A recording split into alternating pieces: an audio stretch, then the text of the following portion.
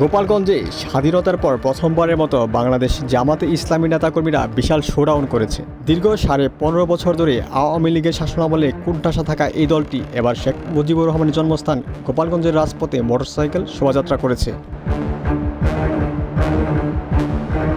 শোভাযাত্রাটি গোপালগঞ্জ শহরের লঞ্চঘাট এলাকায় মডেল মসজিদ থেকে শুরু হয়ে শহরের বিভিন্ন সড়ক প্রদক্ষিণ করে ঘোনাকাটা এলাকায় গিয়ে শেষ হয়।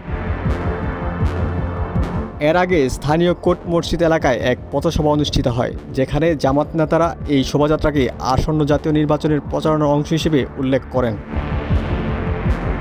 পথসভায় গোপালগঞ্জ 1 আসনে সাবেক অধ্যক্ষ মাওলানা আব্দুল হামিদ এবং গোপালগঞ্জ 2 আসনে অ্যাডভোকেট আজমল হোসেন সরদারকে সম্ভাব্য প্রার্থী হিসেবে নাম ঘোষণা করা হয়। জামাত নেতাদের মতে তাদের লক্ষ্য হচ্ছে গোপালগঞ্জ সহ সারা দেশে কোরআনের শিক্ষা ছড়িয়ে দেয়া এবং ইসলামী আদর্শ প্রতিষ্ঠা করা। গোপালগঞ্জ জেলা শাখার সেক্রেটারি আল মাহমুদ খান বলেন, গোপালগঞ্জ সহ দেশের ঘরে ঘরে কোরআনের দাওয়াত পৌঁছে দেওয়ার জন্য আমরা নির্বাচনী জিহাদে অংশ নিচ্ছি।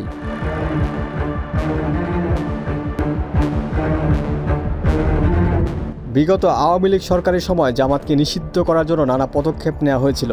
যুদ্ধাপরাধের অভিযোগে দলটির শীর্ষ নেতাদের ফাঁসি কার্যকর করা হয় এবং ছাত্র সংগঠন ছাত্র শিবিরের কার্যক্রম বন্ধ করা হয়েছিল।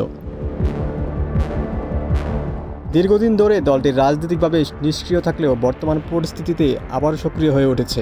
বিশ্লেষকরা মনে করছেন, গোপালগঞ্জের মতো আওয়ামী লীগের দুর্গে জামাতের এই ধরনের শোডাউন রাজনৈতিক প্রেক্ষাপটে বড় পরিবর্তনের ইঙ্গিত দিচ্ছে।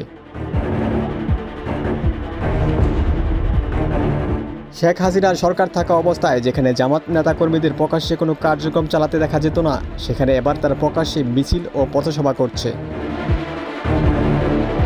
এই শোভাযাত্রা রাজনৈতিক অঙ্গনে আলোড়ন সৃষ্টি করেছে এবং প্রশ্ন তুলেছে, এতদিন কোথায় ছিলেন এই নেতাকর্মীরা এবং কিভাবে এত বড় সমর্থন অর্জন করলো জামাত। সামনের দিনগুলোতে গোপালগঞ্জের রাজনীতিতে কী পরিবর্তন আসে তা এখন দেখার বিষয়। ওমর ফারুক, ঢাকা প্রকাশ।